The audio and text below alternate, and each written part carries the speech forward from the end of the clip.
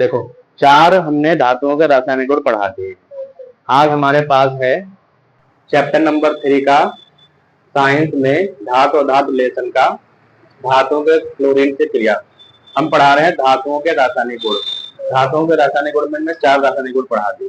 Oxygen से क्रिया, दूसरा जल से क्रिया, तीसरा तनु अम्ल से क्रिया, चौथा हाइड्रोजन से क्रिया, और आज हम पढ़ा रहे हैं पांचवा धातुओं की क्लोरीन से। धातुएं जो होती हैं धातु प्लस क्लोरीन से क्रिया करके, क्लोरीन को ऐसे भी तो लिखा जाता है Cl2। धातुएं क्लोरीन से क्रिया करके धातु क्लोराइड, धातु क्लोराइड बनाते हैं। बात समझ में आई? और इस बात को हम, क्योंकि ये बहुत महत्वपूर्ण बात है, एक बात बता रहा है, तो इसको हम ऐसे कर लेंगे। यहाँ से हमको पता चल रहा है कि क्या बनता है। अब इसमें एग्जाम्पल देखो, जैसे हमारे पास है सोडियम। सोडियम सोडियम धातु है कि नहीं बताओ? और सोडियम क्लोरीन से क्रिया कर ले, ये तो गैस के रूप में होती है। ये है सोडियम, सोडियम सोडियम की क्रिया किससे हो रही है? क्लोरीन से, क्लोरीन से हो रही है। तो यहाँ पर क्या हो रहा है? सोडियम अपने पास एक इलेक्ट्रॉन इसको दे देता है। सोडियम के पास जो एक एक्स्ट्रा इलेक्ट्रॉन होता है वो आखिरी कक्षा का, वो इसको दे देता है। समझ में आई बात? तो ये दोनों बन जाते हैं आयन, और ये आयन बन जाते हैं तो इनके बीच लगता है विद्युत आकर्षण बल, जिसकी वजह से वो एक बॉन्ड बन जाता है, जिसको कहते हैं आयनिक बॉन्ड। उस आयनिक बॉन्ड की वजह से सोडियम क्लोराइड के साथ जुड़ जाता है, आयनिक ठोस बनाता है। इसका नाम है सोडियम क्लोराइड। ये एक आयनिक ठोस है। बोलो, ये एक आयनिक ठोस है, आयनिक ठोस। इसका नाम है सोडियम क्लोराइड। सोडियम क्लोराइड ऐसे लिख दो अंग्रेजी में, सोडियम क्लोराइड। आई बात समझ में?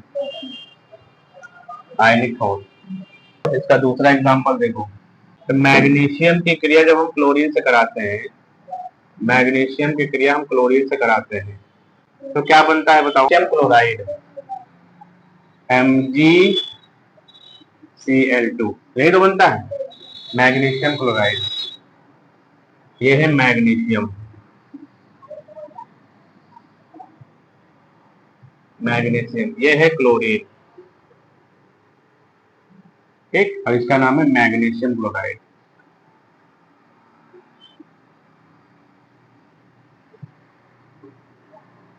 समझ में आ रहा है? तो इस तरीके से धातुएं क्लोरीन से क्रिया करके धातु क्लोराइड बना लेते हैं। अच्छा, कुछ धातुएं जो होती हैं वो भी धातु क्लोराइड बनाते हैं। जैसे जैसे मैग्नीज है, ये मैग्नीज लिखा हुआ है, और जिंक है, और कॉपर है, और आयरन है, तथा कोबाल्ट है। कोबाल्ट आदि धातुएं भी, आदि धातुएं भी क्लोरीन से क्रिया करके, क्लोरीन से क्रिया करके क्या बनाते हैं? धातु क्लोराइड, धातु क्लोराइड बनाते हैं। इसी धातु क्लोराइड बनाते हैं। आसान है रिएक्शन ये वाली।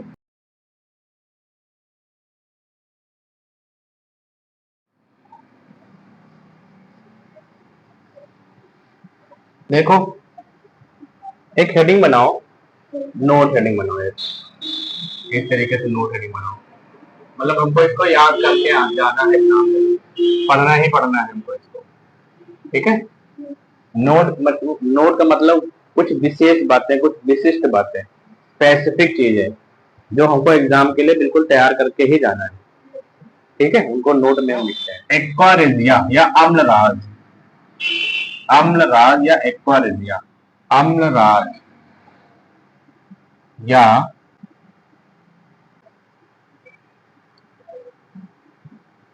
एक्वारेजिया, ठीक है? और इसको कर दो इंपॉर्टेंट, एक्वारेजिया। देखो, अम्लराज या एक्वारेजिया क्या होता है? ये दो अम्लों का मिश्रण है। दो अम्ल होते हैं, बहुत सारे मैंने अम्ल पढ़ा रखे हैं, जैसे हाइड्रोक्लोरिक अम्ल है, सल्फ्यूरिक अम्ल है, नाइट्रिक अम्ल है, एसिटिक अम्ल है, टार्ट्रिक अम्ल है, फॉर्मिक अम्ल है, कार्बोनिक अम्ल है। ये सब अम्ल ही तो हैं। हमको दो ऐसे अम्ल लेने हैं जो सांद्र हो, और उनके नाम क्या है? हाइड्रोक्लोरिक अम्ल, सांद्र हाइड्रोक्लोरिक अम्ल। प्योर, सांद्र मतलब प्योर, सांद्र हाइड्रोक्लोरिक अम्ल लेना है और सांद्र नाइट्रिक अम्ल लेना है। सांद्र मतलब कंसंट्रेट फॉर्म में, और दोनों को आपस में मिलाना है, और दोनों को मिलाना है इस अनुपात में, आयतन के अनुसार 3:1 के अनुपात। 3 भाग हमको लेना है हाइड्रोक्लोरिक, तो 1 भाग लेना है नाइट्रिक अम्ल। आई बात समझ में? बोलो, 300 ग्राम अगर हम लेंगे हाइड्रोक्लोरिक अम्ल तो 100 ग्राम लेंगे नाइट्रिक अम्ल। आपको समझ में आया? 3 ग्राम अगर लेंगे, 3 ml अगर हम लेंगे हाइड्रोक्लोरिक अम्ल, तो 1 ml लेंगे नाइट्रिक अम्ल। इस तरीके से मिलाना, 3:1 के अनुपात में, और उनका मिलाने के बाद जो मिश्रण बनेगा उस मिश्रण को कहते हैं एक्वारेजिया या अम्लराज। इस अम्लराज की या इस एक्वारेजिया की इतनी ज्यादा स्ट्रेंथ होती है कि ये सोने को भी गला देता है। ये अपने अंदर सोने को भी गला देता है। कोई भी धातु में डालते जाए तो वो इतना प्रबल हो जाता है, इसकी स्ट्रेंथ इतनी ज्यादा हो जाती है कि ये धातुओं को गला देता है। आई बात समझ में? बोलो। तो अगर कोई पूछे अम्लराज या एक्वारेजिया क्या होता है तो क्या कहोगे? अम्लराज एक्वारेजिया दो अम्लों का मिश्रण है, और वो दो अम्ल कौन से होते हैं? हाइड्रोक्लोरिक अम्ल और नाइट्रिक अम्ल, जिसको 3:1 के अनुपात में मिलाया जाता है आयतन के अनुसार, 3:1 के अनुपात में। इससे बनने वाले मिश्रण को हम अम्लराज या एक्वारेजिया कहते हैं, और इसकी इतनी ज्यादा क्षमता होती है कि सोने या प्लेटिनम को भी धातुओं को गलाने की क्षमता रखता है। आई बात समझ में? सांद्र हाइड्रोक्लोरिक अम्ल, सांद्र हाइड्रोक्लोरिक अम्ल,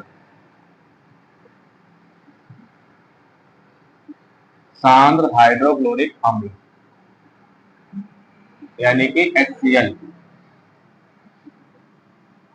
HCl तथा सांद्र नाइट्रिक अम्ल,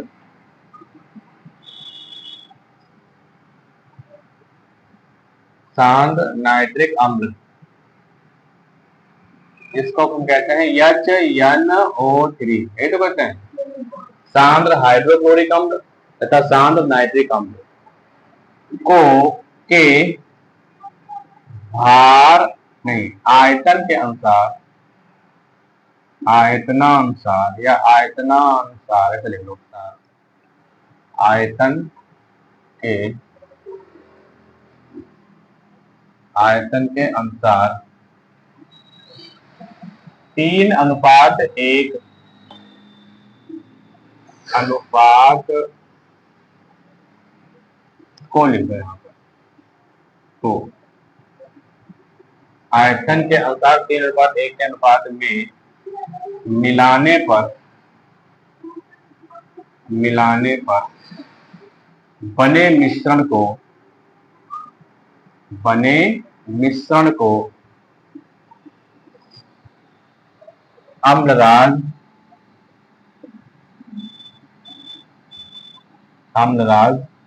या एक्वारेजिया, अम्लराज या एक्वारेजिया कहते हैं, एक्वारेजिया कहते हैं।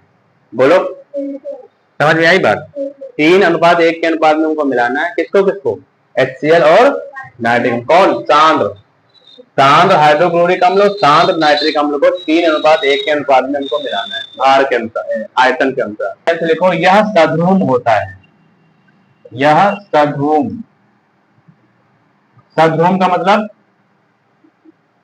यह सध्रुम होता है। सध्रुम मतलब इसमें से धुआं निकलता रहता है नाइट्रिक अम्ल का, ठीक है, धुआं निकलता रहता है। होती है प्रकृति, इसकी प्रकृति संक्षारक होती है, संक्षारक होती है। इसके प्रकृति संक्षारक होते हैं। यह अक्रिय धातुओं जैसे सोना, प्लेटिनम आदि धातुओं को गलाने की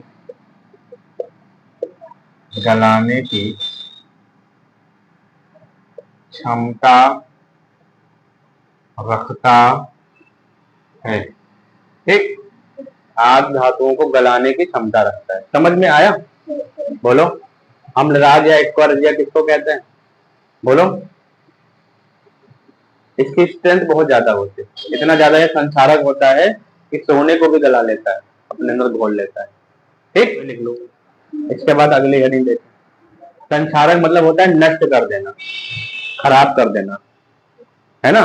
संक्षारक मतलब होता है जैसे कपड़े के ऊपर कोई चीज गिर गई तो कपड़ा जल गया, तो हम कहेंगे वो जो चीज गिरी है वो संक्षारक है, नष्ट कर दिया उसने ना। बोलो, बिठा दे। क्रिया नंबर 6, धातुओं की,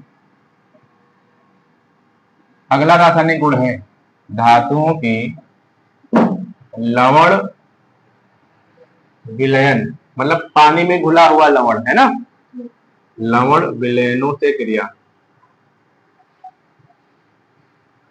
धातुओं की लवण विलयनों से क्रिया।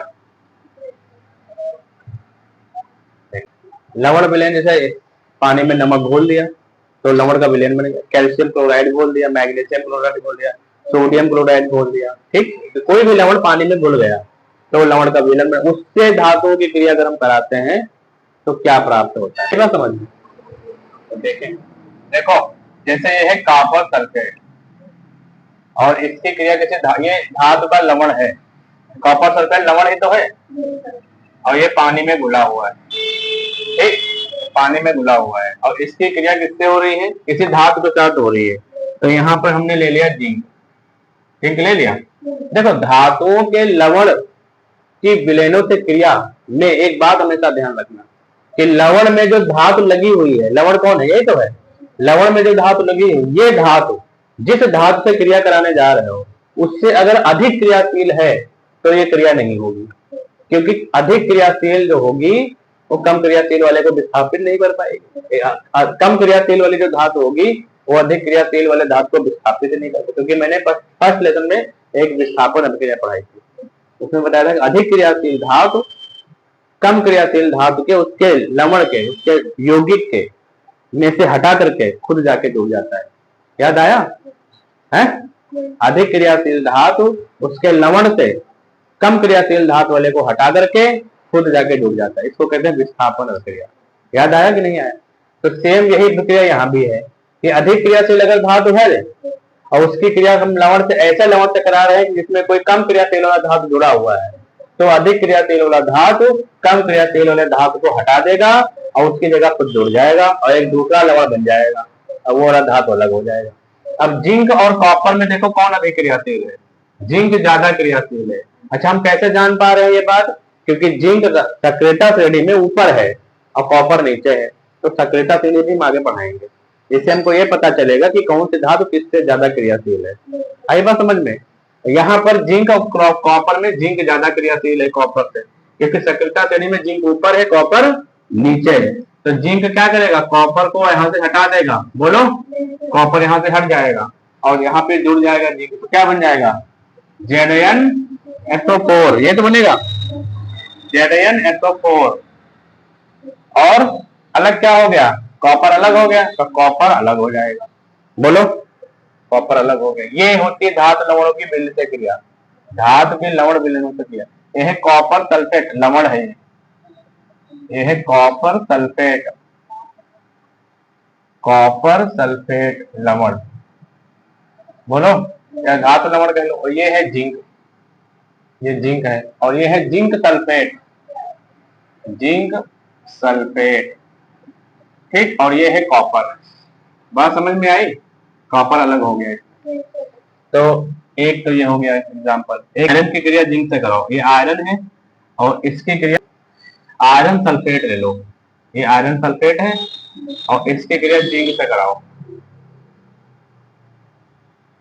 तो आयरन और जिंक में जिंक अधिक क्रियाशील है, तो जिंक आयरन को यहाँ से हटा देगा, तो क्या बन जाएगा जिंक सल्फेट, जैसे ऊपर हुआ है, और यहाँ आयरन अलग हो जाएगा।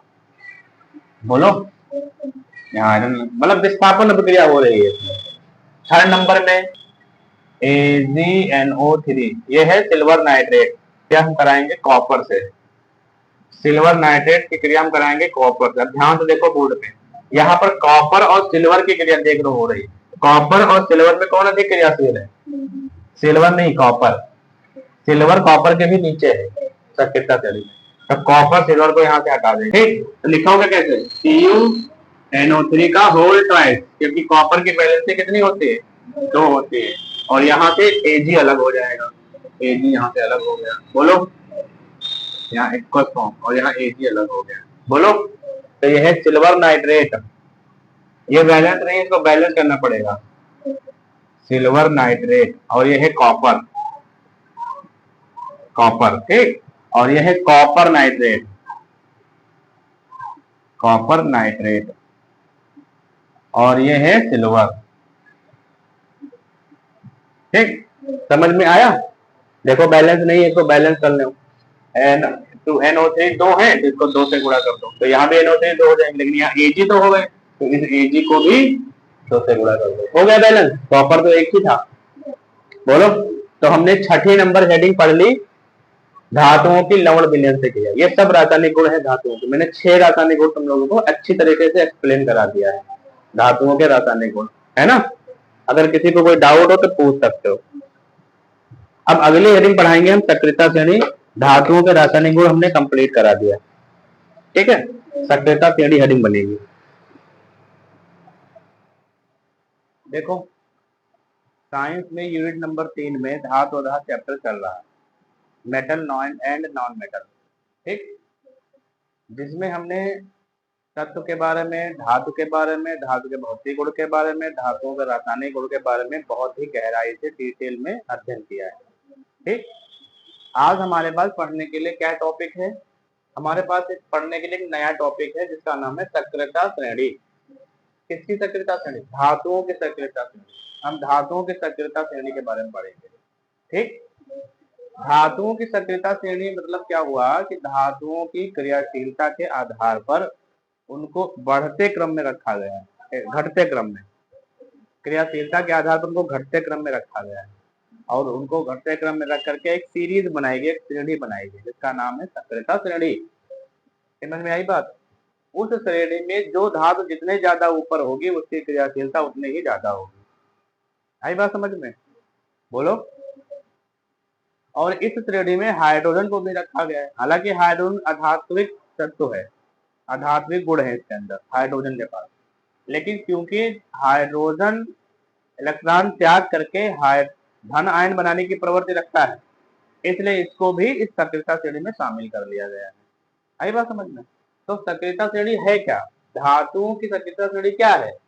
धातुओं की सक्रियता श्रेणी धातुओं की एक ऐसी श्रेणी है जिसमें धातुओं को उसकी क्रियाशीलता के आधार पर घटते क्रम में रखा गया, ऊपर से नीचे घटते क्रम। आई बात समझ में? जो धातु जितने नीचे होगी उतने कम क्रियाशील होगी, जो धातु जितने ऊपर होगी उतनी ही अधिक क्रियाशील होगी। आई बात समझ में? हाँ, तो सब चलो हेडिंग बन गई ना, तो लिखो धातुओं की उनकी क्रियाशीलता के, धातुओं की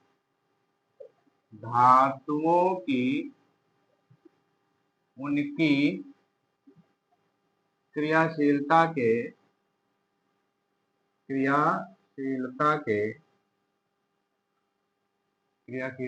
के घटते क्रम में रखने पर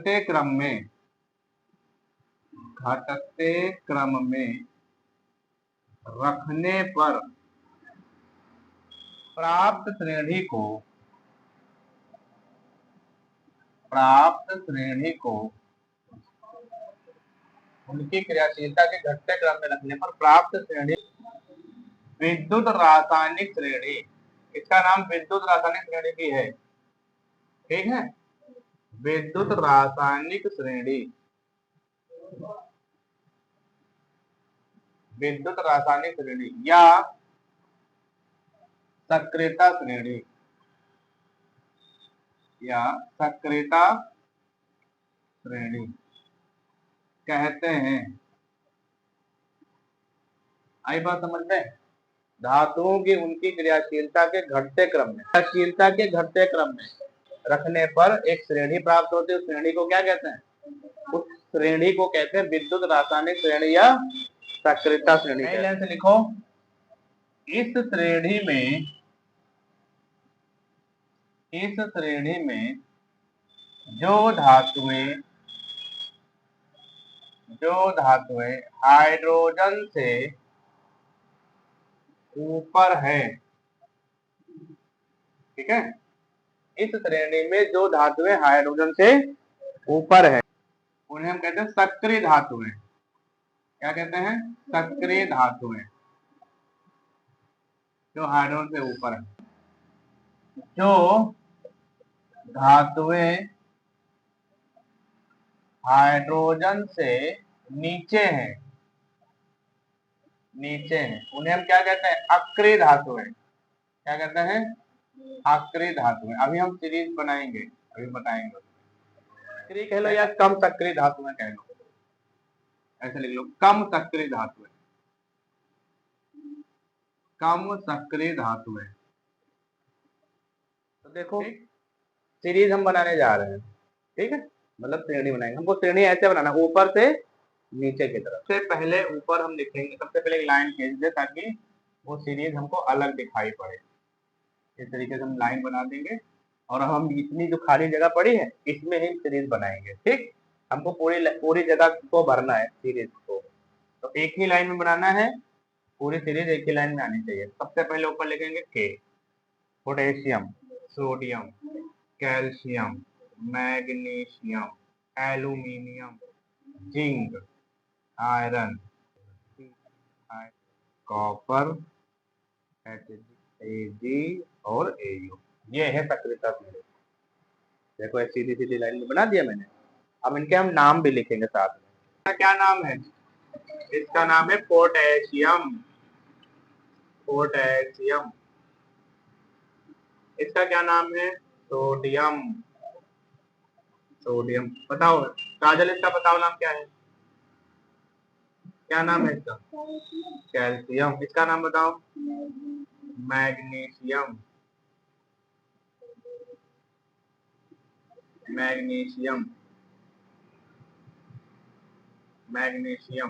इसका क्या नाम है? एल्यूमिनियम। इसका नाम जिंक। इसका क्या नाम है? ये सब धातुएं हैं, धातुओं की सक्रियता श्रेणी है ये। इसका क्या नाम है? आयरन। याद रखोगे। इसका नाम है लेड। इसका नाम है हाइड्रोजन। ठीक, हाइड्रोजन को थोड़ा सा हम हाईलाइट कर देंगे। क्यों कर देंगे? क्योंकि हाइड्रोजन के ऊपर जितनी भी धातुएं होती हैं उनको क्या कहा गया है? अधिक क्रियाशील, है ना, सक्रिय धातु कहा गया। और हाइड्रोजन नीचे धातु को अक्रिय धातु कहा गया, इसलिए हमने इसको थोड़ा सा हाईलाइट कर दिया। ठीक, और इसका क्या नाम है? कॉपर। ये है कॉपर। और इसका नाम है मरकरी। बोलो, ये है मरकरी। सिल्वर। और नीचे वाले का नाम है गोल्ड। ठीक, सबके देखो मैंने नाम लिख दिया। यहाँ पोटेशियम से लेकर के और लेड तक की जो धातुएं हैं इनको हम क्या कहेंगे? क्रियाशील है। ये जो ऊपर है ना, ये हाइड्रोजन से अधिक क्रियाशील है, तो यहाँ पे लिखेंगे हाइड्रोजन की अपेक्षा अधिक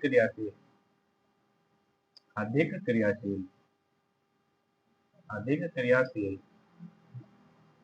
धातुएं, क्योंकि ये हाइड्रोजन से ऊपर है। ठीक है, किसी भी अम्ल, ये जो धातुएं है ना, ये किसी भी अम्ल से या जल से हाइड्रोजन को विस्थापित भी कर दे, क्योंकि अधिक क्रियाशील है ना, हाइड्रोजन को विस्थापित कर दे। हाइड्रोजन से नीचे है धातुएं तो हम कहेंगे कि हाइड्रोजन की अपेक्षा कम क्रियाशील है। हाइड्रोजन की अपेक्षा कम क्रियाशील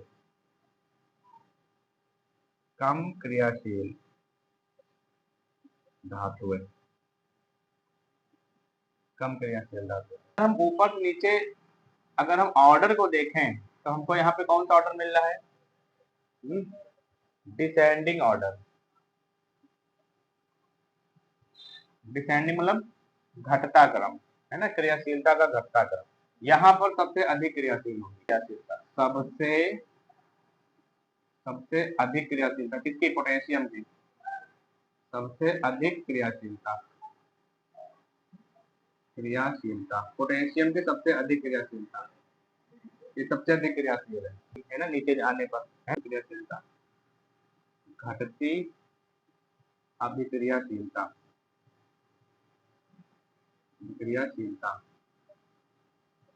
घटती अभिक्रियाशीलता, और सबसे नीचे सबसे कम अभिक्रियाशीलता। सबसे कम अभिक्रियाशीलता। तो याद करो, आप लोगों को मैंने वो पढ़ाया था विस्थापन अभिक्रिया। तो मैंने बताया अधिक क्रियाशील धातु उसके लवण से कम क्रियाशील वाले धातु को हटा करके खुद को जोड़ लेते हैं, विस्थापित कर देते हैं। याद आया?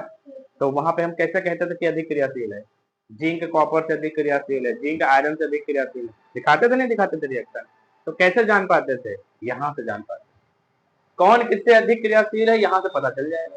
जैसे जिंक है और आयरन है, तुमसे पूछे बताओ जिंक और आयरन में अधिक क्रियाशील कौन है?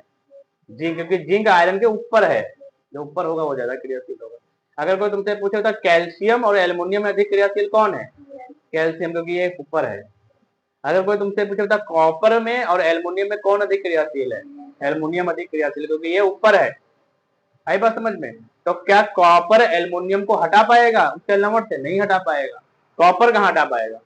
कॉपर कम क्रियाशील है। उल्टा होता, एल्युमिनियम होता और कॉपर सल्फेट होता, तो एल्युमिनियम कॉपर सल्फेट से कॉपर को हटा देगा, विस्थापित कर देगा, तो रिएक्शन होगी। आई बस आसान है कि नहीं बताओ? ये इसको बना लो, और कहीं पे अगर कोई डाउट हो तो पूछ लो।